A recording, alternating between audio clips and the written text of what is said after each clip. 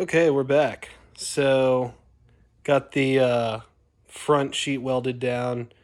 Um, so, we did stitches here. I think we're going to go back and just fill in the whole thing just to make it uniform. That way, also, we won't get crap like collecting down in here. Um, so, the fenders, they're not welded on, they're just clamped to see what it'll look like, space it out. There's another piece of diamond tread over there. I'm going to cut that and put it on the tongue. It was a piece of just like the scrap pile at the metal supermarkets. It was like 15 bucks. I couldn't pass it up. So, um, yeah, it's a little bit. I mean, it's gonna come to like here because it's. I think this is like 29 inches. That's like 25. But whatever. Um, so there's still a lot of stuff yet to do. What I'm going to do right now is I've got these leveling jacks on just by one bolt. So what I did was I just shared the bolt that was already there with the rear one, but I got to drill one for the front. So I'm going to do that. And um, I have the D-rings for the trailer, but what I need to do is paint them before welding them onto the trailer because I won't be able to paint the underside of the D-ring, like the part that'll be covered by the shackle once it's already welded on. So I'm considering two different types of paint for this trailer, Herculiner and VHT Wrinkle Plus. I read about the VHT on some forums. They were saying that that is what you use to match the paint of the Smitty built bumpers, and I really like that finish. It's like a wrinkly, like textured paint. But upon further research, the VHT Wrinkle Plus is for like valve covers and stuff that take high heat.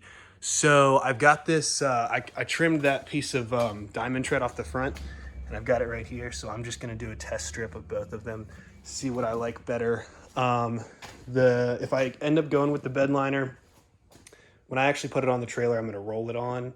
I just got the can to do like the test and also to see about these D rings. Yeah, but yeah, that's just a test. And let's see. Oh yeah, I never said anything about this, but we're also going to make a ramp for this. What I'm thinking I'm going to do now is we're going to do two independent ramps, kind of like on larger trailers. I may even support them by a gas shock. That might be cool. We'll see. So we've got that left to do. So we're far from being done, but that's where we're at right now. So.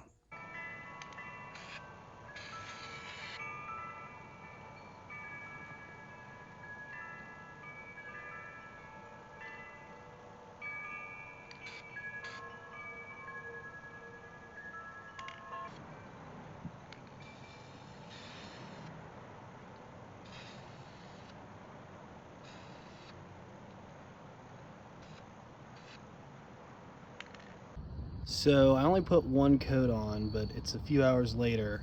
They both dried. The VHT I don't think is dried all the way,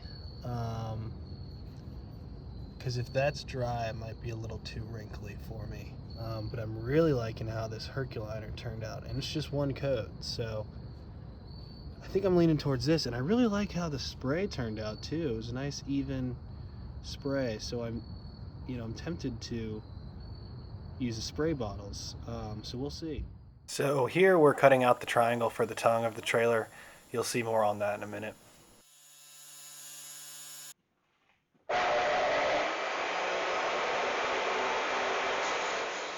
So what we decided to do for the ramp is we're actually going to have two separate ramps, like I had said. Here we're using the chop saw to cut out the angle iron that's going to be the skeleton for that ramp.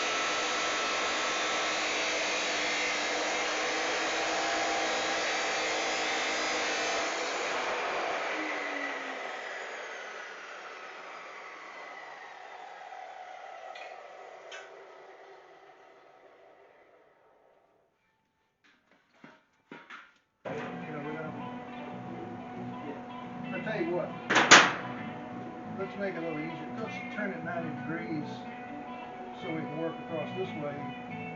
And, well, that's not going to work either. I need it up in the air so I can put the clamps on. Like on sawhorses or something. Well, no, I tell you what, we can do it the other way. We mark it. Let's just mark it with a pen. You know, get your spot. Make sure you're happy with it. Just it's up there in the middle of the table.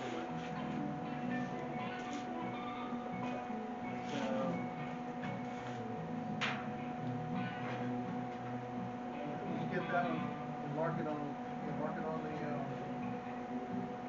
low side there, right there. Just all right now. Just one side's all you need. Don't need both sides. Now, factor in your next one, wherever that's supposed to be. Here we're measuring and marking everything to ensure that everything is evenly spaced out. We also wanted to make sure that the rail that is closest to the bottom is a little bit closer so that when the wheel initially hits it and it goes up the ramp, it won't bend the expanded metal that we're going to put on top. All right, so I picked up this expanded metal at Metal Supermarkets. These are going to be the ramps. It's raised, number 9, I believe. I ended up doing 19 by 47 because the ramps are going to be 20 by 48. That'll give me 1/2 inch on each side. All right, so it's been a second since I've done an update on this. So got the triangle in. That was kind of a hassle because we wanted to fit it on the inside of these rails to match the the whole thing. So we cut one side, fit it, and then cut the other side, then welded it. Got the D-rings painted, gonna weld those on today. Ooh, the ramps are welded. Turned out pretty nice. So we're gonna weld those on today. And then the fenders are going to be bolt-on. We were able to use the same brackets that came with it. And so those are gonna be able, you can, take those off if I, crunch one up or something, just replace it. But what we're going to need to do is put some sheet metal on the inside so that, all the crap and water doesn't, get thrown up onto the deck. Problem is, we need to clear out the garage because, just as a teaser, I guess, for the next video, now I'll have to do another video on it, the engine blew in my Jeep. So I threw a rod and now I'm gonna need a new engine. So we need some more real estate in this garage to be able to do so. So what we're gonna do is, before I'm gonna get that sheet metal for the fenders, we're just gonna put the D-rings on, weld on the ramps, paint the thing, and that way we can get it outside and we'll worry about the fenders at a later date. Because, right now, I don't even have a way to pull this thing. So yeah, let's get going. So here we're fitting up the ramps and the hinges that we got. I ended up getting these barrel gate hinges. A lot of times you see those on gates, but they are very strong. I think they support like 1,000 pounds each. And we tucked them right where the deck meets the ramps. So they're real tucked up under there. And what you're seeing me holding there is a straight edge that we're going to tack to the trailer and then rest the hinges on so that we make sure they're straight and they turn right. Here's a close-up of us using the straight edge when we put the hinges on the ramps initially.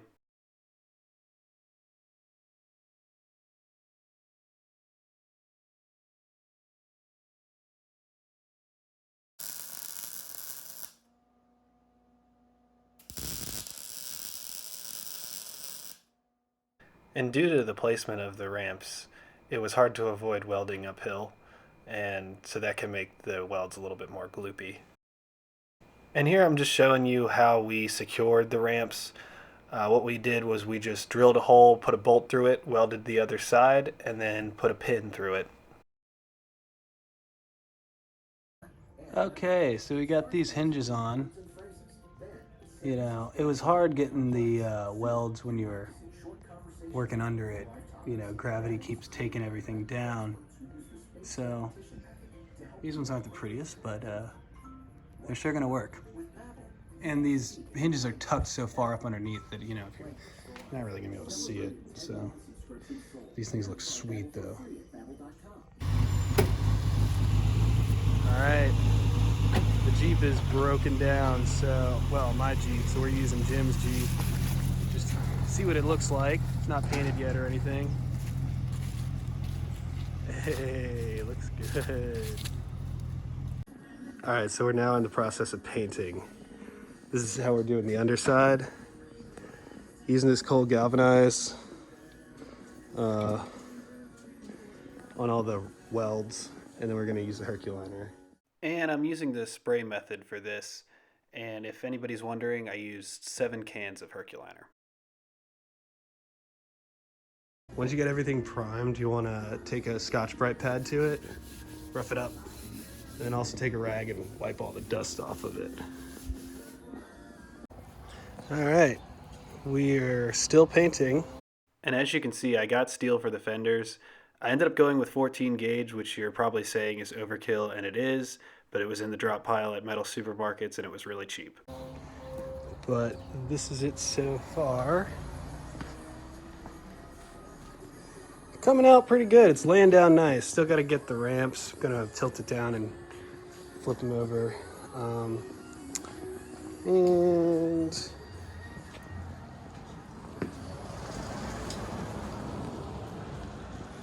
So just showing you here that I got a big piece of shrink tubing for the trailer wiring, and that'll hopefully make things neater. And then I painted that part of the tongue gloss so I can put a decal on it. okay, so the trailer's painted. Still needs the wheel chocks, but other than that, it's finished. So you can see on that side, I've got the painter's tape. Let me show you what I did there. So, I mean, it's kind of a crappy day. The trailer's wet. That's why it looks weird. But, so here, I painted that gloss, and I'm going to put a decal on the side. So, that's why that's still painted off. I'm gonna put the decal on when it's drier. The only reason it's outside is to make room in the garage. But, and look at this. I mean, the trailer sits level as hell. And I mean, with those 15-inch wheels, like, they make all the difference. Like, think about how dinky it would look with those little 12-inch wheels on it. I mean, and yeah, the fenders are set a little bit back to allow for the wheel travel. And yeah, I'll try to do another update with the wheel chocks and the four-wheeler on it. We got the sheet metal on the sides of the fenders. We got the D-rings welded on. So this thing looks pretty freaking sweet.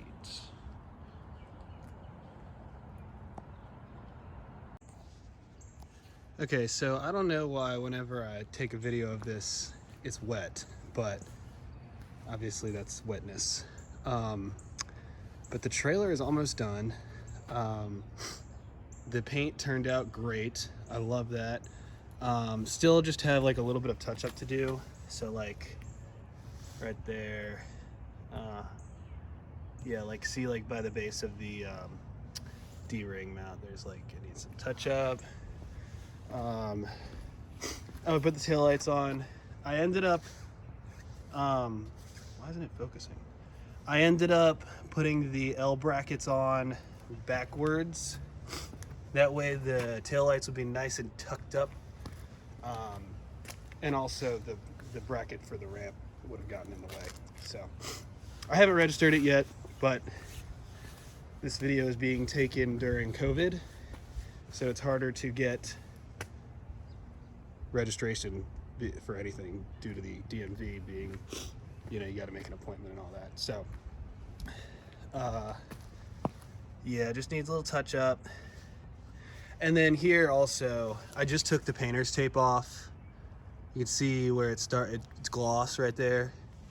And then obviously that's the cold galvanized. So I just need to hit that with some well, I'm gonna put the decal on, then tape it again, then put the bedliner on it. So, but I'm about to load up the four-wheeler and bring it over to Jim's. We're gonna, what are we gonna do? Oh, we're going to put the wheel chocks on. I just bought like 48 bolts for the for all the yellow bits, and we're also going to clean the carburetor in the four-wheeler. So let's load this thing up, see how it goes.